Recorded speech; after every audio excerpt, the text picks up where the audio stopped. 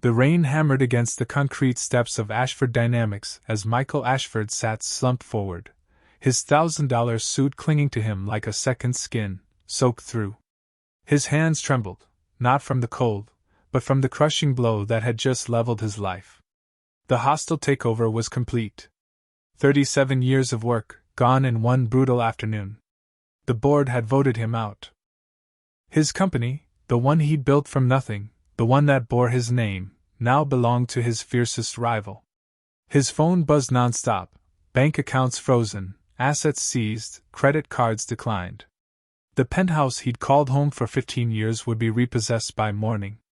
Everything that had defined Michael Ashford, everything he thought he was, had vanished in 6 short hours.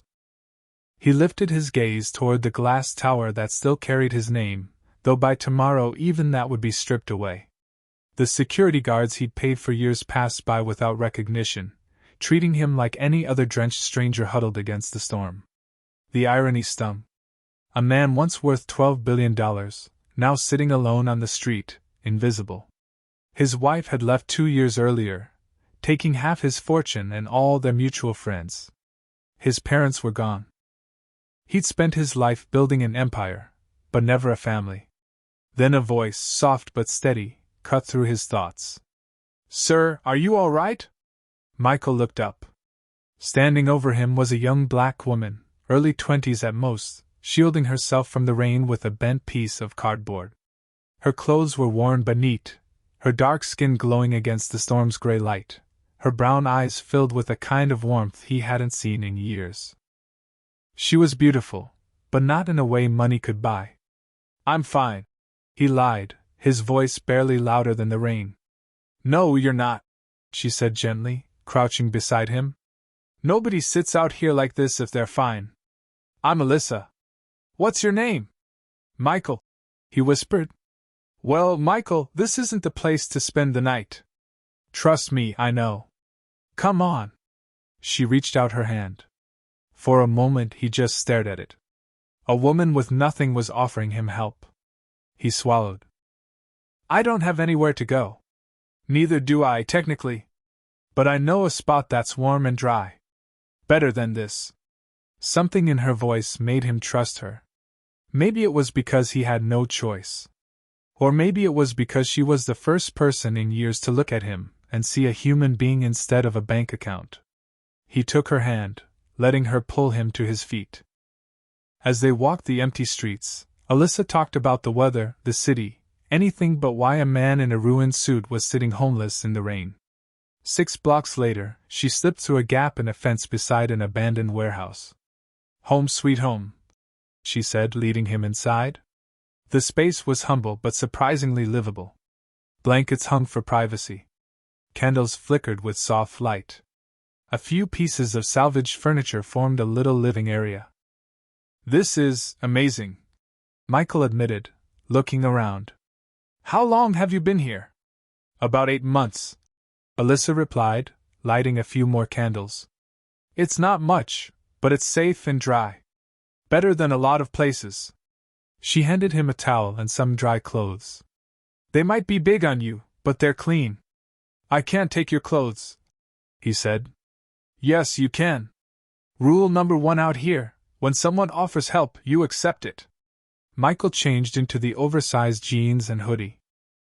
When he came back, Alyssa was heating canned soup over a small camp stove. They sat on a makeshift couch made of cushions and blankets. "How do you stay so positive when you have so little?" he asked. "Who says I have little?" Alyssa smiled, her whole face lighting up. "I've got my health, my mind, my freedom. I've got a safe place to sleep, and enough food to share. That sounds like a lot to me." The soup tasted better than anything Michael had eaten in his 5-star restaurants. "I lost everything today," he confessed. "My company, my home, all of it." "That's rough," Alyssa said simply, without pity. "What kind of company?" "Technology. We built software platforms for small businesses. At least, I thought we were helping people." "Helping people is never wasted," she told him. "Maybe you lost one way of helping, but that doesn't mean you can't find another." Easy to say when you haven't lost $12 billion. She laughed. You're right, I've never lost that. But I've lost everything else. My parents died in a crash when I was 17. I aged out of foster care with no family. I've been fired unfairly, slept in shelters where people stole your shoes while you slept. But you know what I learned? Michael shook his head. Rock bottom is solid ground to build on. When you've got nothing left to lose, you're free to take risks you never would have before. You can be honest in ways you couldn't when you had something to protect. What would you do? Michael asked softly. If you could start over?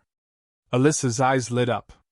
And for the next 2 hours, as the storm raged outside, she poured out ideas. Apps to help homeless people find resources, community kitchens using food waste, job training that met people where they were. Michael listened in awe.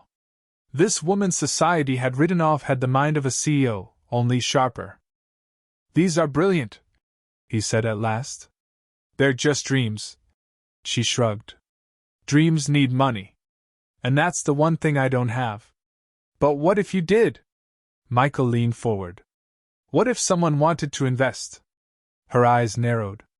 Are you offering? Because I don't want charity. I want partnership. For the first time in years, Michael felt something stir in his chest. Hope. I don't have money now. But I know how to build companies. I know how to raise capital, navigate the red tape. What I don't have anymore are ideas that matter. And I've got ideas but no connections. Alyssa finished. Exactly. What if we help each other? She held out her hand again. Partners? He took it without hesitation. Partners. That night, in the flickering glow of candles inside an abandoned warehouse, Michael Ashford realized losing everything might be the best thing that ever happened to him. For the first time in decades, he felt like he had purpose again. But that night, Michael Ashford realized he was exactly where he needed to be. The next morning, reality hit harder than the rain had. His credit cards were officially dead. His phone's service shut off. A courier showed up with papers, his penthouse seized by creditors. He wasn't just displaced anymore. He was homeless. Welcome to my world, Alyssa said when he told her the news. Then, with a crooked smile, she added, Difference is, now we're in this together. I don't know how to do this, Michael admitted. I haven't had to worry about basic survival since I was 22. Lucky for you, she said. I'm a great teacher. Today's lesson, Street Life 101. Their first stop was the public library.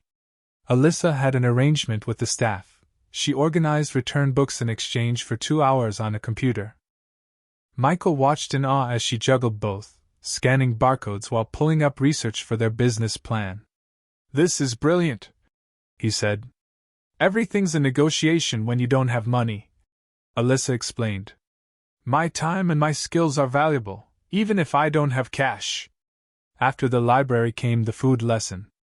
Alyssa had relationships with 3 local restaurants who saved leftover meals for her. She'd earned their trust by showing up consistently, being polite, and never causing trouble. At Tony's Pizza, the owner grinned when he saw her. Naomi! Got your box ready. And who's your friend? This is Michael. We're working on a project together. Tony handed over a large box of pizza slices. Any friend of hers is welcome here. This girl's got more class than half my paying customers. Michael was struck by the warmth. Thank you, he said, humbled. Don't mention it, Tony replied. Better to feed people than the garbage can. As they walked away, Michael shook his head. In all my years in business, I never built relationships like that. That's because you were focused on transactions, Alyssa said gently. When you're vulnerable, you can't afford to see people as dollar signs. You have to see them as people. Later, she showed him survival tricks, safe spots, red flags. See that alley? Looks quiet, right? But there's only one exit. Bad news. Always choose places with more than one way out. Michael nodded, realizing how little he'd ever noticed about the city he thought he knew. That afternoon they went to the community center where Alyssa volunteered twice a week. Michael watched her help people with job applications, navigating the endless mess of government forms. "Mrs. Rodriguez, you've been caring for your mother for 3 years," Alyssa said to an older woman. "That's real work. We'll call it family care management, medications, appointments, finances. Employers need to see those skills." When Mrs. Rodriguez left with her paperwork complete, she hugged Alyssa tightly. "You have such a gift," Michael said afterward. "It's not a gift, it's experience," she replied. "I know what it feels like to think you're not qualified for anything. Took me months to realize surviving homelessness requires insane skills, resource management, networking, resilience. That counts." Walking back to the warehouse, Michael noticed things differently now, the quiet networks of people society ignored, the tiny acts of kindness that made whole communities work. That night, back under candlelight, he told her, "Today was one of the most educational days of my life.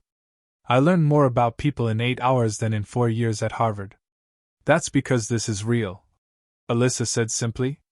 "School teaches theory. Life teaches you how it actually works." Michael smiled. "When my marriage ended, I didn't realize how lonely I was. I thought wealth meant connection, but it didn't. Now, here I am in an abandoned warehouse, and you, someone who met me at my lowest, saw me as worth helping. You're teaching me more than I knew I needed to learn." "Is that good?" she asked softly. "Both good and scary," he admitted. She smiled. "I feel the same. I've been on my own so long I forgot what it's like to have a real partner. Someone who listens." "Your ideas are brilliant, Alyssa. Investors will see that. Do you really think you can still get meetings after what happened?" "I think so. In business, people might not want to hire me anymore, but they'll listen to a solid plan.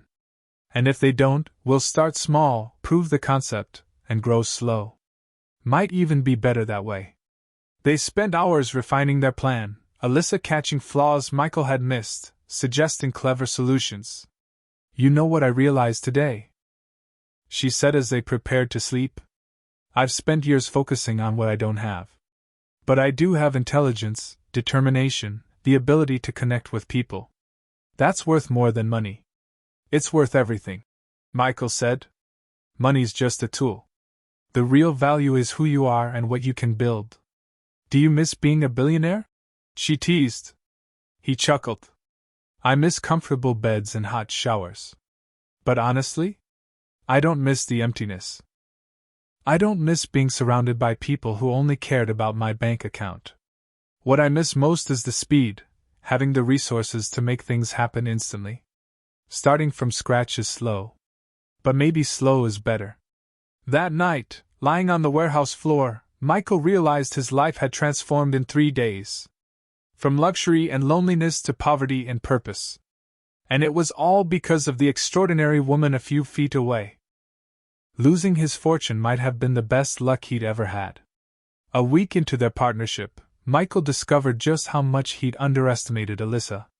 One day, at the library, she casually mentioned creating a workflow system at her last job.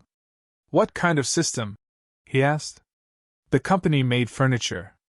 Orders were a mess, sales and production weren't talking, customers were frustrated.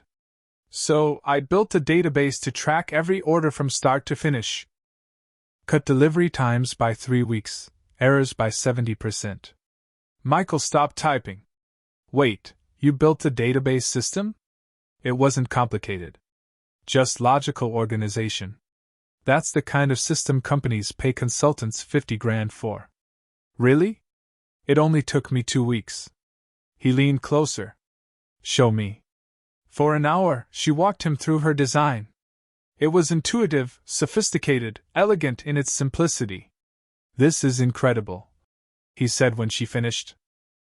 "Why didn't you ever mention this?" "I didn't think it mattered. Just seemed like common sense." "Common sense maybe, but most people couldn't do this. Alyssa, you've been building software solutions for years without even realizing it." She shrugged. "I never thought of it as software. Just solving problems." Michael felt a surge of excitement. If she could build systems like this, their app wasn't just possible, it was going to be extraordinary. Alyssa, he said, his voice steady, would you consider handling the technical architecture for our project? I don't know if I'm qualified. Based on what I've seen, you're more qualified than half the people I've hired in my career. The real question was whether Alyssa actually wanted to take on the technical role. She hesitated, clearly turning it over in her mind. I'd like to try, she admitted at last, but I'll need to learn some new programming languages. Michael smiled. The library has online courses. I'll show you what I know, and with your brain for analysis, you'll pick it up fast. That afternoon, Alyssa dove into web development like she'd been born for it. Her focus was razor sharp, her questions smart and insightful. She wasn't just learning syntax, she was grasping the principles behind the code. Within hours, she had a basic interactive page running. You're a natural, Michael said, watching her grin at the glowing screen. It's like building with blocks, she explained. Logical blocks. I can see how all the pieces fit. While she coded, Michael worked on the other side of the equation, lining up potential investors and partners. Some were wary, his recent collapse still fresh in the news. But others were curious. The concept of a resource matching platform struck a chord. It filled a gap nobody else had solved. I've got a call with Marcus Chin at Riverside Ventures tomorrow, Michael told her as they walked back toward the warehouse. He's interested in hearing our pitch. That's great. Are you nervous? A little. It's strange being the one asking for money. I used to be on the other side of the table. So what's our strategy? Michael smiled at her use of our. We focus on the market opportunity, and you share your insights about what people actually need. Your voice is what makes this real. No consultant in a suit could replace that. The next morning, they set up for the video call at the library. Michael had borrowed a decent shirt from the donation bin at the community center. Alyssa wore her best clean clothes. Together, they looked polished despite their circumstances. On the screen appeared Marcus Chin, mid-50s, silver hair, expensive glasses, sharp as a blade. Michael, he said, good to see you. Sorry to hear about Pierce Technologies. Thank you, Marcus. I'd like you to meet my business partner, Alyssa Parker. She's the driving force here. Nice to meet you, Alyssa. I hear you've been doing the research. That's right, Alyssa said without hesitation. I've spent the past year working directly with people who need these services and the organizations trying to provide them. The gap between supply and demand is enormous. For the next 30 minutes, they pitched. Alyssa covered market needs and user pain points with confidence. Michael handled the technical roadmap and financial projections. Marcus grilled them with tough questions, but it was obvious he was impressed. The market opportunity is real, Marcus admitted. But execution worries me. Building an app like this requires serious technical muscle. Actually, Alyssa said, clicking a button to share her screen. We've already started. She showed him the prototype she'd been working on. It's rough, but it proves the core functions. Marcus leaned forward, studying the interface. You built this yourself? Yes. Michael helped me with the business logic, but the architecture and design are mine. How long did this take? About 10 days, part-time. His brows rose. Most dev teams would need months to get this far. He scribbled notes, then looked up. I'm interested. Can you prepare a deeper demo for next week? Absolutely, Michael said. When the call ended, they sat staring at each other in silence. Did that just happen? Alyssa asked finally. I think we just got our first real investor bite. He liked the prototype. He was blown away. Alyssa, what you built in 10 days would cost the company $50,000 and 6 months of work. Her eyes widened. So, we actually have a chance. We have more than a chance. We've got an edge nobody else has. They spent the rest of the day refining features and making the design cleaner. Michael was in awe of Alyssa's instincts. She knew how to present complex info simply and intuitively. "How do you know to do that?" he asked. "I think about how I'd want to use it if I was stressed or scared. Most apps are built by people who've never been desperate. They assume things.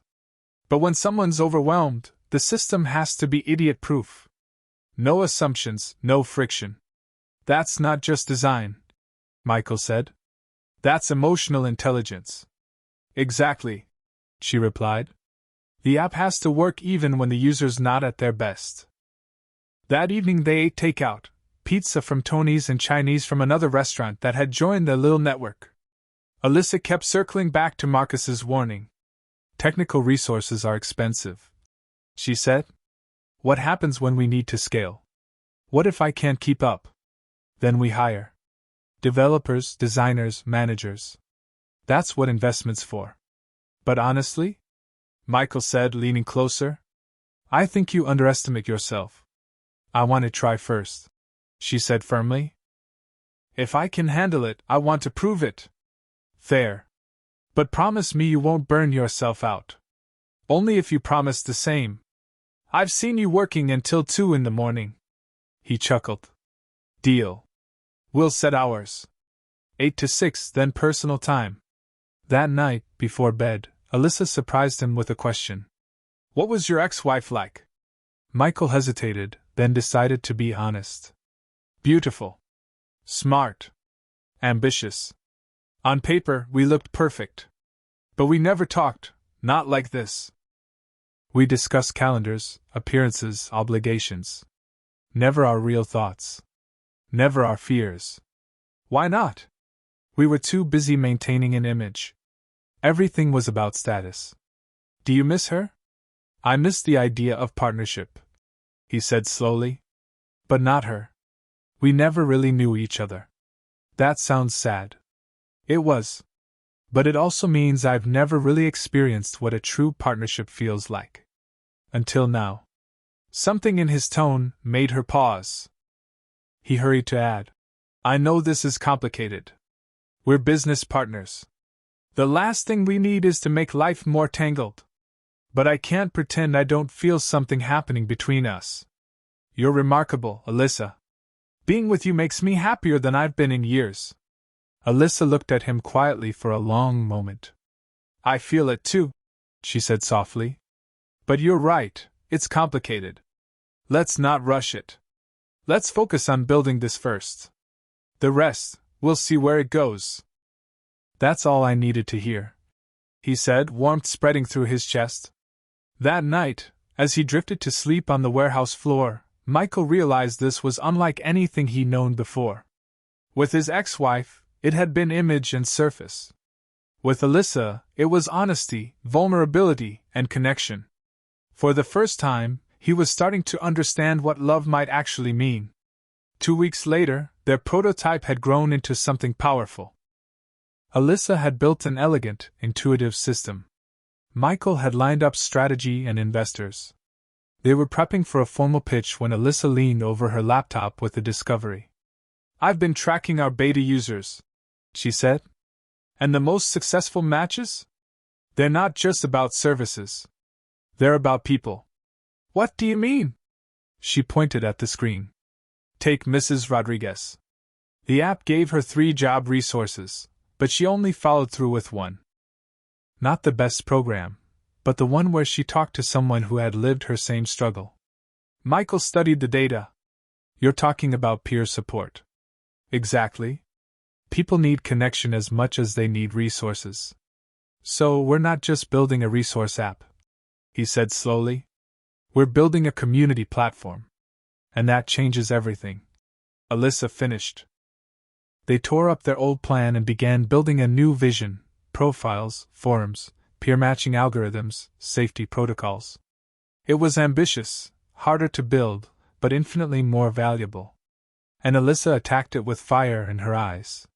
Michael took charge of the business development side, reaching out to community partners and polishing their pitch deck. The response was more than encouraging. Several organizations signed up to pilot the platform, and Marcus Chin's interest had turned into real excitement. "We've got our investor meeting in 3 days," Michael said one late evening as they worked side by side. "Do you feel ready?" "The demo will be ready," Alyssa replied. "Whether I'll be ready is another story."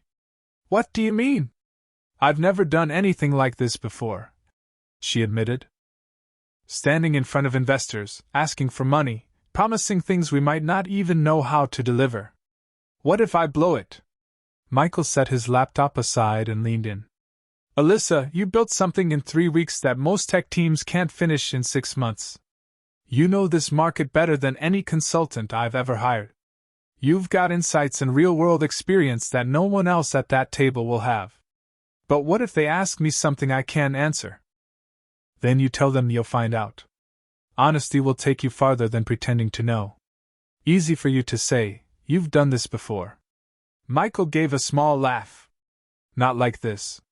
Believe me, I'm terrified too." Her eyes widened.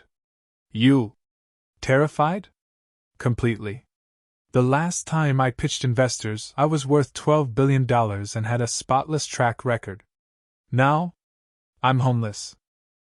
My company imploded in front of the world, and here I am asking people to believe in an idea that still mostly lives in our heads. But you always seem so confident." "I'm confident in you, Alyssa. And I'm confident in what we're building together. What I don't know is whether the investors will be able to look past my failure and see what's really in front of them." She thought about that, then nodded. "So we're both scared. Terrified. Good," she said with a shaky smile. "That means we care enough to get it right." The night before the big meeting, they did one final rehearsal. Alyssa led the technical demo and market research while Michael delivered the financials and growth strategy. When they wrapped up, Michael looked at her with certainty. "You're ready. More than ready. You're going to crush this." "How can you be so sure?" "Because you always do. Every time you've been challenged, you've risen to it. Every time someone doubted you, you proved them wrong. And you? Are you ready?" "I think so. For once in my career, I'm pitching something I actually believe in, not just another scheme to make money. And that feels different. Better." They turned in early, nervous but excited. Michael lay awake for a while, marveling at how much had changed since the night Alyssa found him in the rain. He'd gone from a man with everything but no purpose, to a man with almost nothing, but with more meaning than he'd ever felt before. The next morning, they prepared carefully. The community center lent them a small conference room, and Michael had borrowed a suit from the clothing donation program. Alyssa wore her cleanest outfit and carried herself with quiet confidence. Marcus Chin arrived with 2 colleagues, Sarah Kim, sharp and detail-oriented, and Dr. James Wilson, an expert in social impact investing. "Thank you for meeting with us," Michael began. "3 weeks ago, my partner Alyssa and I identified a serious gap in how people access social services and community support." For the next hour, they laid out their vision. Alyssa showed off the platform and shared her research. Michael walked through the business model and financial plan. The investors pressed them with tough, thoughtful questions. "This is impressive," Dr. Wilson said finally. "But scaling community-driven technology is notoriously difficult. How do you maintain quality as you grow?" "By keeping people at the center of it all," Alyssa answered. "We're not trying to automate connection. We're just giving people better tools to connect." "Can you expand on that?" "Most platforms add features and complexity to scale. We want to scale by deepening trust and relationships inside communities, then moving into new ones with similar needs." Sarah Kim leaned forward. "What's your biggest risk?" "Losing sight of our mission," Michael said without hesitation. "The moment we put profit before people, we're done." "And how do you prevent that?" "By keeping Alyssa in charge of the product," Michael said firmly. "She's lived these challenges. She won't let us drift away from what matters." The meeting wrapped with the investors asking for more detailed projections and a technical roadmap. "We'll give you an answer within 2 weeks," Marcus said as they shook hands. When the room finally cleared, Alyssa turned to him, her face anxious. How do you think it went? I think it went great, Michael said. They were engaged. They didn't dismiss us, and that's half the battle. Dr. Wilson seemed skeptical about scaling.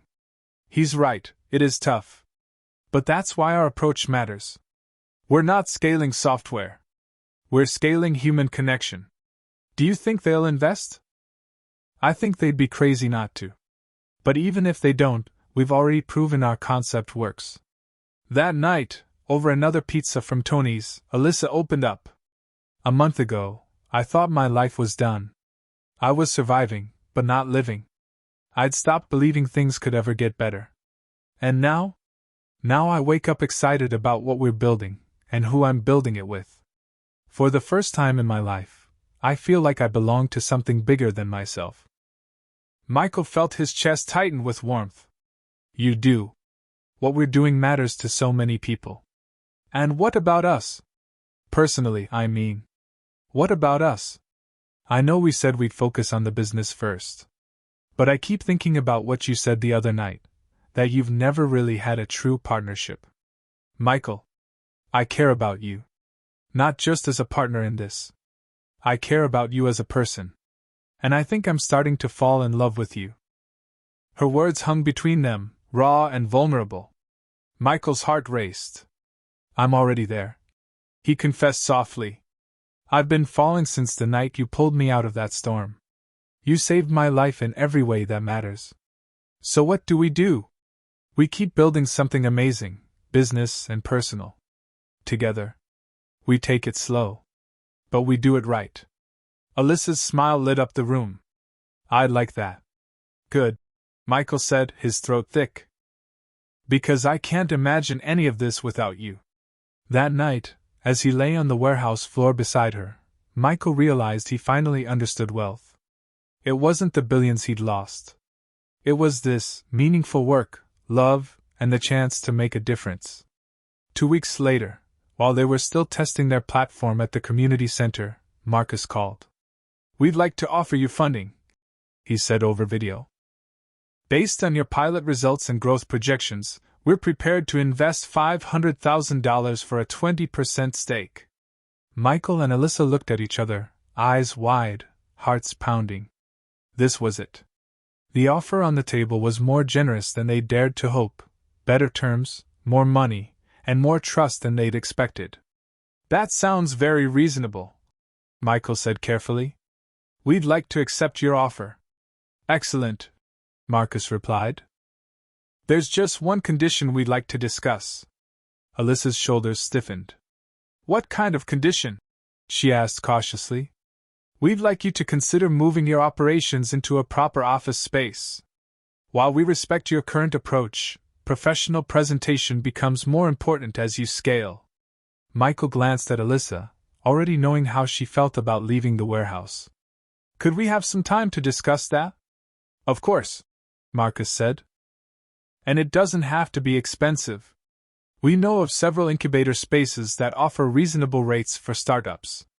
After the call, Michael and Alyssa walked the city streets, weighing their options. I know you want to stay in the warehouse, he said gently. And I understand why. But he does have a point about how we present ourselves. I'm not worried about presentation, Alyssa admitted. I'm worried about losing touch with why we're doing this.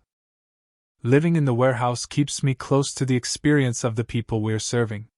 If I move into a comfortable office, will I still understand what it feels like to need help? You'll always understand that, Michael told her. Because of who you are, not where you live. Are you sure? She pressed. You lived in luxury for years, and it disconnected you from real needs. Michael nodded thoughtfully. That's fair. But there's a difference between using comfort to avoid seeing problems and using resources to solve them. Back then, I used wealth to hide. Now, we want resources to expand our impact. The motivation matters. Alyssa absorbed his words slowly, then nodded. So moving to an office wouldn't be about comfort, it would be about capacity. About helping more people. Exactly, Michael said. And we can choose a space that keeps us rooted in the community. Over the next few days, they toured offices. Most felt sterile, corporate, and wrong for their mission. Then Alyssa spotted something different: a renovated warehouse in the same neighborhood where they had been living. It's affordable, close to the community center, and it still feels authentic, she said, showing him the listing. The moment they walked inside, they knew. High ceilings, natural light pouring in, an open floor plan that begged for collaboration. And it was within walking distance of many of their partners. This feels right, Michael said, running his hand along the brick wall. Professional, but not pretentious. And we can design it to hold community meetings and feedback sessions. They signed the lease that week and began moving in. With funding secured, they also hired their first employee. We need someone who can handle customer support and community management, Michael said, scanning applications. Somebody who understands our mission and can talk to users with empathy. I have someone in mind, Alyssa replied.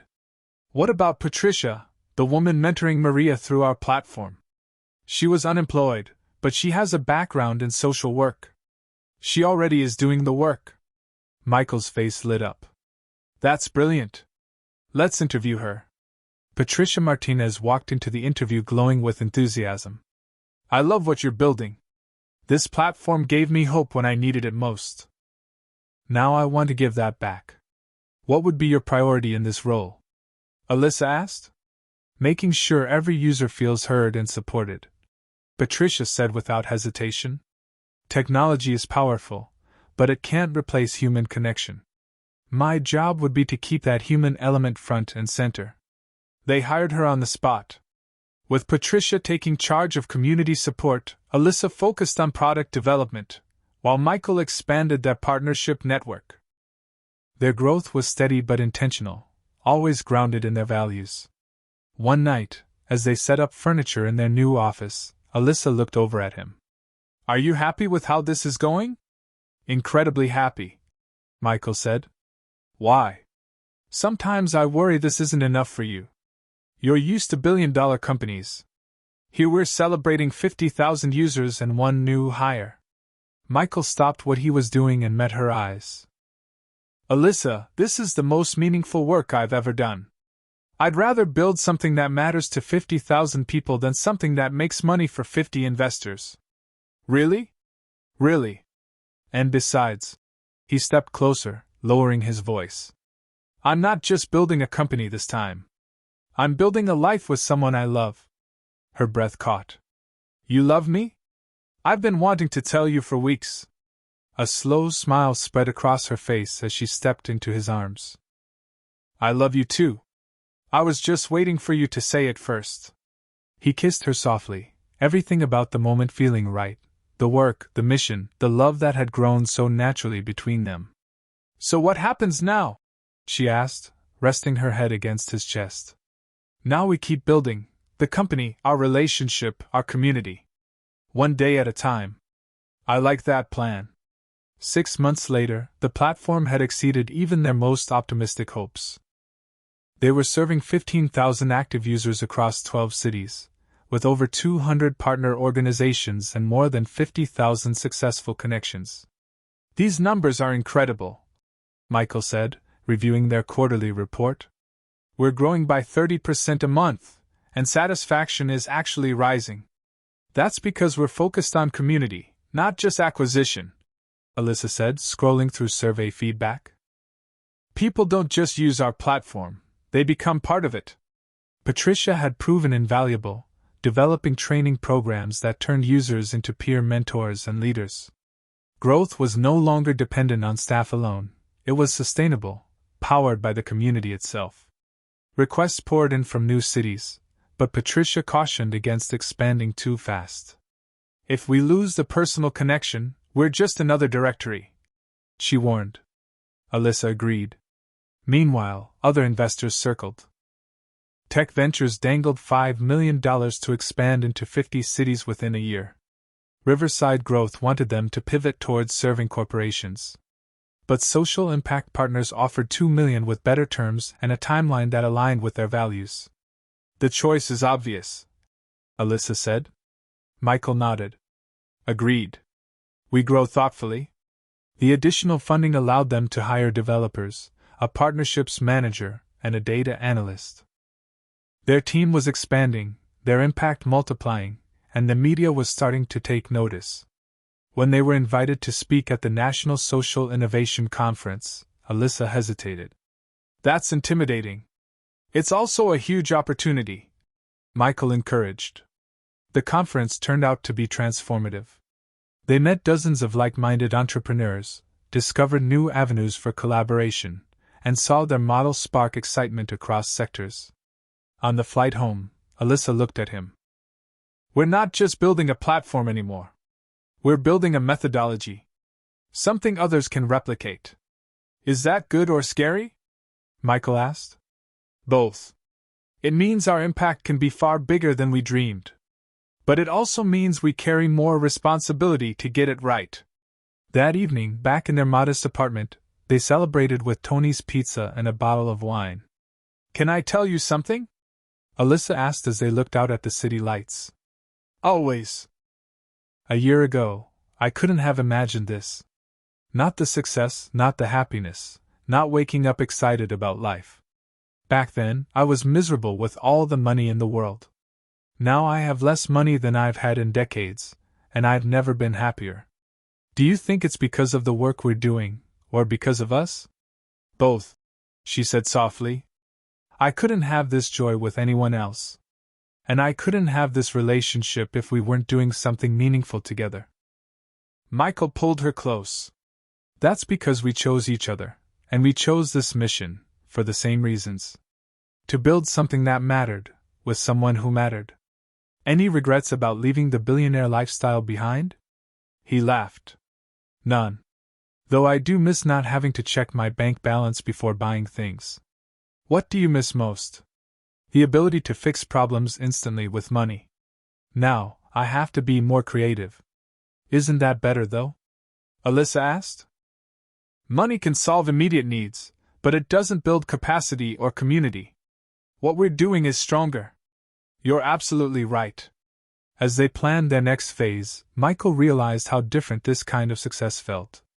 It wasn't about destinations anymore, it was about journeys. That night, as they turned in, Alyssa whispered, I have an idea for something different. Michael smiled. I'm listening. What kind of something different? Michael asked, curiosity sparking in his voice.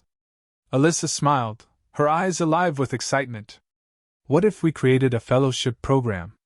We identify leaders in communities that need our platform, train them, and give them the tools to launch sustainable programs in their own areas. Michael leaned back, astonished. That's brilliant. It would let us expand while still keeping local control and community connection. Exactly. Instead of us trying to manage operations in 50 cities, we'd empower 50 local leaders to build something authentic for their own people. They'd know their communities better than we ever could. Michael pulled her into his arms, his chest tightening with gratitude. This is why I love you. You always find ways to make things deeper, more meaningful. And this is why I love you. Alyssa whispered back. You see the potential in my ideas that I don't always see myself.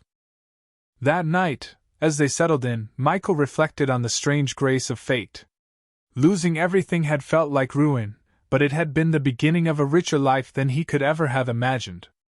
Tonight, holding Alyssa close, he felt like the wealthiest man alive, wealth measured not in dollars, but in purpose, love, and vision. 1 year later. Exactly a year after Michael had lost everything, their platform was being recognized as one of the most innovative social impact technologies in the nation. They had graced the cover of Social Enterprise magazine. They'd won the National Award for Community Innovation. And they'd been invited to present at conferences around the world. But with success came new challenges. We've got a problem, Patricia said one Monday morning during their team meeting. What kind of problem? Alyssa asked, glancing up from her laptop. A good problem. We have more partnership requests than we can handle. 3 documentary crews want to film us, and someone from the White House Office of Social Innovation wants to schedule a call. Michael and Alyssa exchanged a long look. The White House, Michael said slowly, What exactly do they want? Patricia grinned. They want to discuss scaling our model nationally. Apparently, our outcomes data caught attention at the highest levels. Alyssa's excitement was tempered with caution. That's incredible, but also potentially complicated. Michael nodded. Government partnerships can be transformative. But they also come with compliance rules, political strings, and a different way of working. So, Patricia asked, do we take the call? Definitely, Alyssa said. But carefully. The White House call. Dr. Amanda Chin from the Office of Social Innovation appeared on their video screen. Her tone was warm but precise. Your platform has achieved outcomes we've been chasing for years. 87% user satisfaction. 63% successful long-term placements. Engagement metrics that are through the roof. How are you doing this? Alyssa leaned forward. We keep the community at the center of everything. Technology connects people, but relationships sustain them. And we never scale faster than we can maintain quality. Growth matters, Michael added, but impact matters more. Dr. Chin smiled. That's exactly the approach federal programs need. Would you consider piloting with us, starting with veterans and immigrant services? When the call ended, Michael and Alyssa walked the city in silence before Michael finally said, This could reach millions, Alyssa. It could also change who we are. She replied softly. What's your gut say? My gut says, explore it, but don't commit until we know the costs. Agreed, Michael said. We'll bring in a consultant who knows government partnerships inside and out. That night over dinner, at a quiet neighborhood restaurant, far from their warehouse days of pizza boxes, Alyssa voiced something that had been gnawing at her. Sometimes I worry success is changing us. Not in bad ways, but in ways that make us less connected to the people we serve. Michael tilted his head. Do you think it's changing how you make decisions? I don't think so. But what if it does, without us noticing? We live in a nice apartment now. We travel. We eat out whenever we want. That's not the reality of most people using our platform. Then we build safeguards, Michael said. Systematic ones. Like what? Regular user feedback sessions. Quarterly community visits. Even volunteer shifts at partner organizations. Alyssa's eyes lit up. What if every senior staff member, including us, spent 1 week per quarter working directly with users? Michael grinned. Hands-on immersion. I love it. And maybe we keep our salaries reasonable, not symbolic poverty, but grounded. Close enough to reality that we never drift. Alyssa's smile softened. That's why I love you. You make sure success never pulls us away from what matters. When PBS arrived to film their documentary, both Michael and Alyssa were nervous. But the crew proved respectful, highlighting users' stories with dignity. Maria spoke about finding a job and lifelong friendships through the platform. Patricia shared her journey from user to employee to leader. What stands out most? The director told them afterward.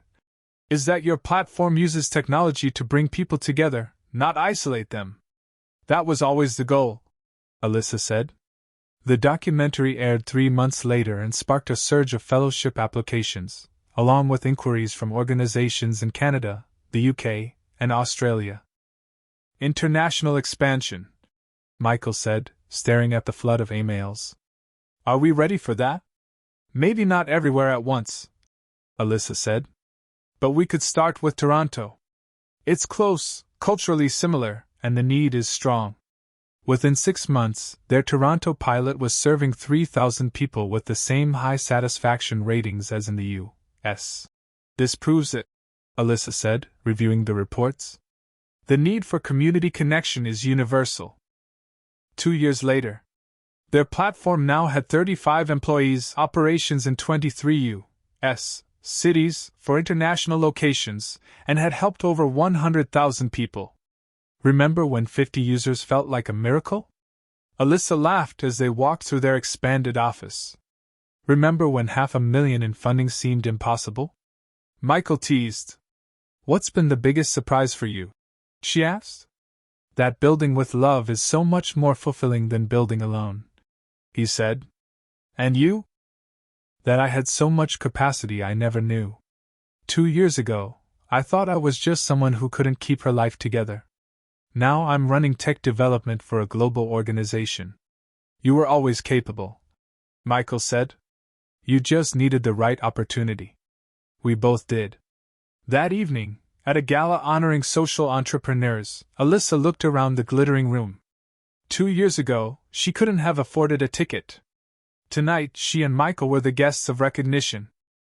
This feels surreal, she whispered. Michael squeezed her hand. It's surreal, and it's only the beginning. You deserve every bit of this recognition, Michael said softly, taking Alyssa's hand. We deserve it, she corrected with a smile. We built this together. Yes, but the vision started with you. I just had the privilege of helping you bring it to life. Later that evening, the keynote speaker, Dr. Robert Williams, a well-known voice in social innovation, took the stage. His words carried weight. The most impressive thing about Connect communities, he said, isn't the technology or the growth numbers. It's their relentless commitment to keeping human relationships at the center. In a world where technology often pulls us apart, they've proven it can actually bring us together. The applause echoed in Michael's chest. For him, it wasn't just a speech, it was validation. As they drove home from the gala, the city lights flickering past the windows, Michael turned to Alyssa. The government pilot's moving forward, he said. If it goes well, we could be serving federal programs within 18 months. That's exciting, Alyssa admitted. And terrifying. Scaling is one thing, but holding on to our values while doing it, that's the real challenge. We will, Michael reassured her. We've built strong systems, and we've got a team that truly believes in community first.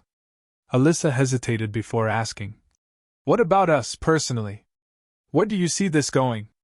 Michael's lips curved into a smile. I've been waiting for you to ask that. Because I've been thinking about it for months. About what? She pressed, her voice low. I want to marry you, Alyssa. I want to build a life with you that's as meaningful and enduring as the business we've built. Alyssa's heart skipped. I've wanted that too, for a long time. I was just afraid to bring it up while we were still figuring everything else out. But now I know we can handle both. So, is that a yes? Michael asked, pulling the car to the side of the road so he could face her fully. I don't have a ring yet, and this isn't the romantic proposal you deserve, but I love you more than I've ever loved anyone. Will you marry me? Yes, Alyssa whispered, her voice trembling. Yes, absolutely yes. Their kiss sealed the promise.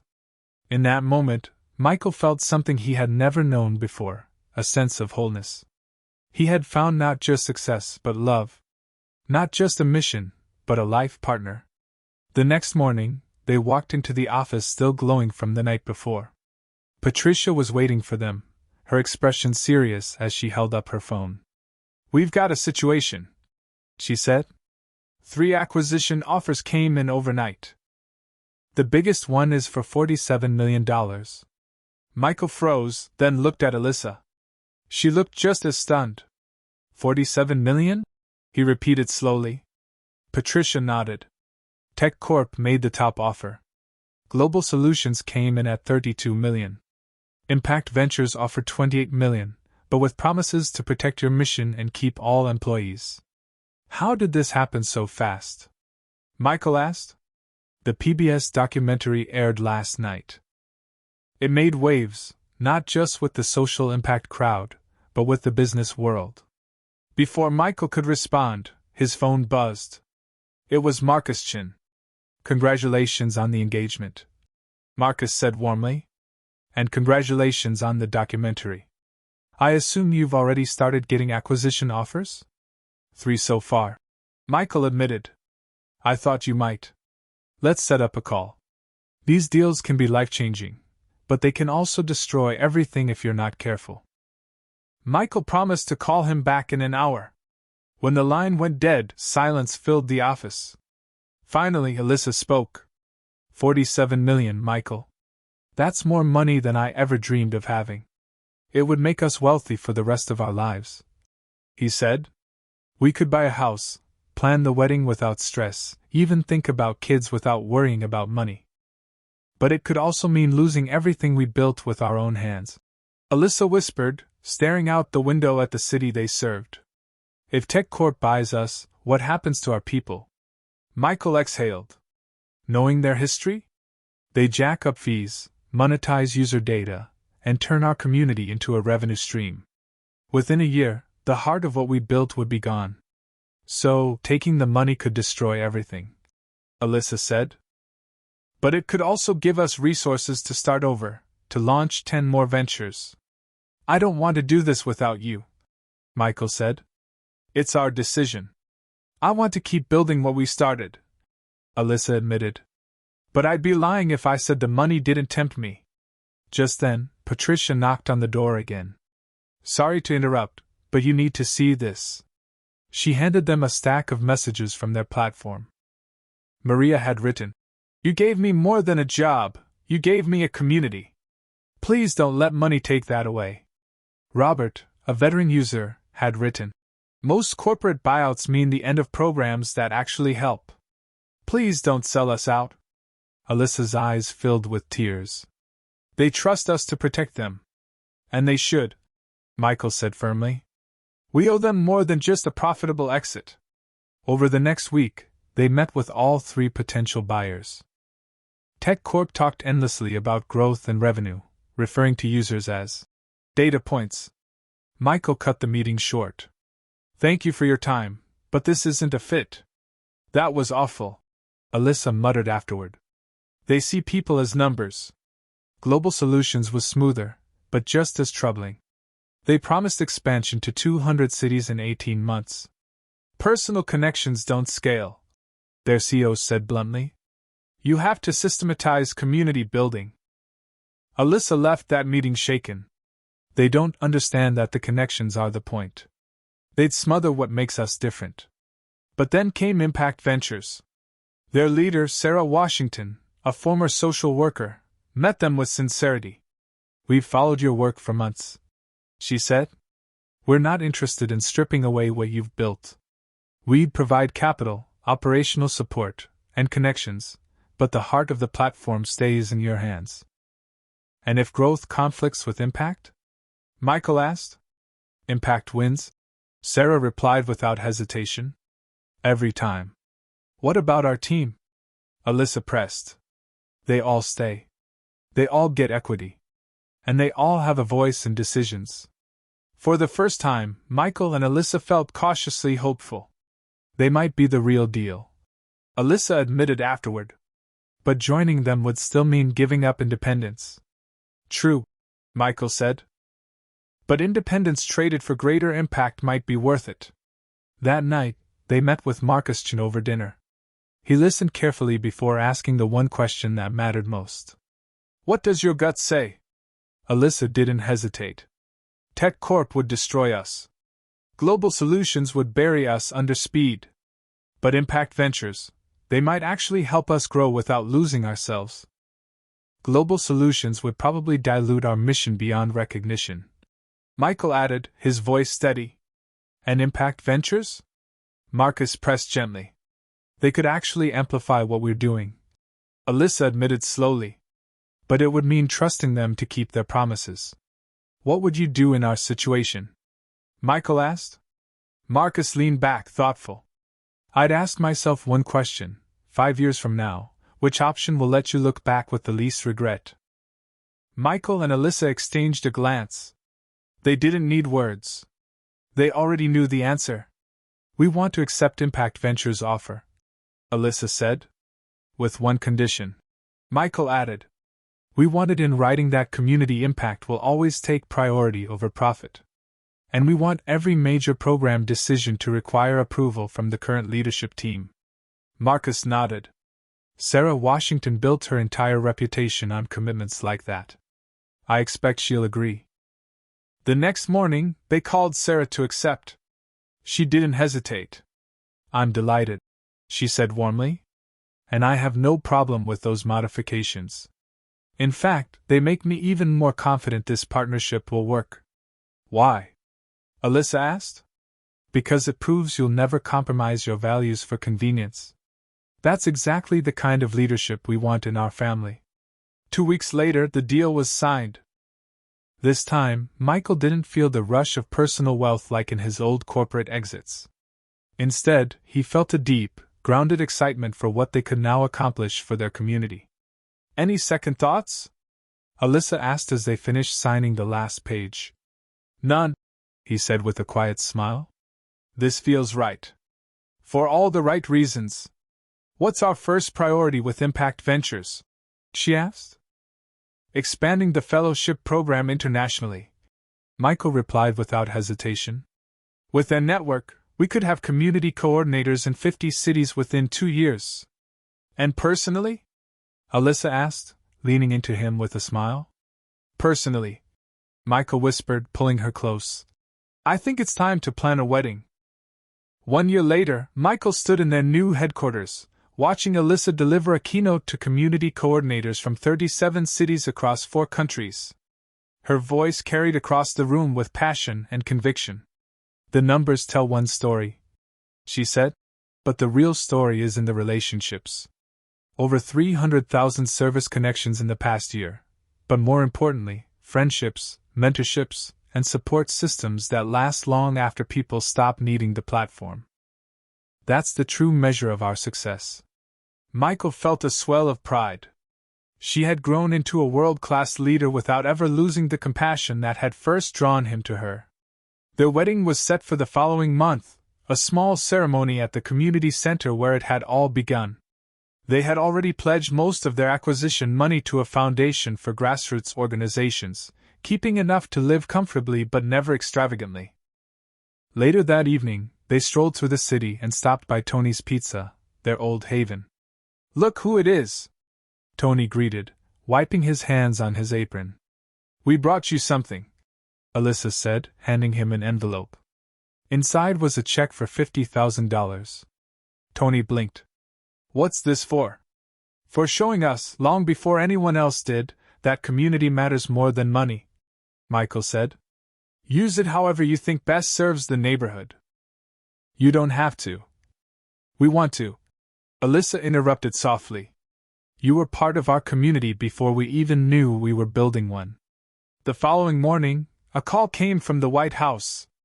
Dr. Amanda Chin announced that their federal pilot had been so successful, it was being expanded to all veterans programs nationwide. This could help hundreds of thousands transition back to civilian life, she explained. Michael and Alyssa sat in awe after the call ended. Hundreds of thousands, Alyssa whispered. It's overwhelming, in the best way. That same day, they got an email from Maria, their very first user, sharing that she'd earned a full scholarship to graduate school to study social work. This platform didn't just change my circumstances, Maria wrote. It changed me. Now I want to help others the way you helped me. Alyssa's eyes filled with tears. This is why we do it. One person at a time. One connection at a time. That night, as they prepared for their wedding planning session, Michael took Alyssa's hands in his. You already asked me to marry you, she teased with a smile. I said yes, remember? Not that, he said. I want to ask if you're ready to spend the rest of your life building something bigger than either of us could create alone. I've been ready since the night I found you in the rain, she said. Through the long days, the disagreements, the weight of knowing thousands depend on us, especially then. That's when partnership matters most. Michael pulled her close, his voice full of gratitude. I love you, Alyssa. Not just as the woman I want to marry, but as the partner I want to change the world with. And I love you, Michael, she whispered. I can't wait to see what we build next. As they stood together, looking out over the city where their journey began, Michael felt at peace. He had lost everything once, and in losing it, found the only things that truly mattered. Their empire wasn't built on billions. It was built on love, community, and the belief that everyone deserves to belong. And that was the kind of empire that would last forever.